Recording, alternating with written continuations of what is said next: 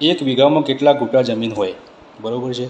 હવે જે મિત્રો જમીનનું કામ કરે છે કે ખેડૂત મિત્રો હોય એને ઘણી વખત એક ગુંઠા, વીઘા અને વારમાં ઘણી વખત સમજણ ઓછી પડે છે।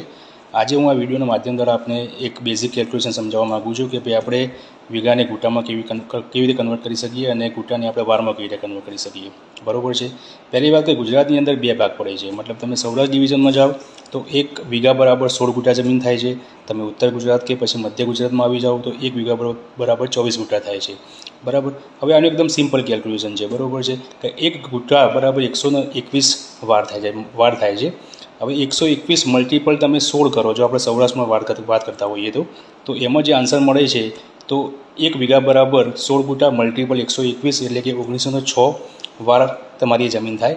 અને જો તમે મધ્ય કે ઉત્તર ગુજરાતમાં કેલ્ક્યુલેશન કરતા હોય તો મલ્ટિપલ બી તમે 24 કરી નાખો તો 121 મલ્ટિપલ 24 તો 2936 ચોરસવાળી જમીન થશે, બરાબર છે।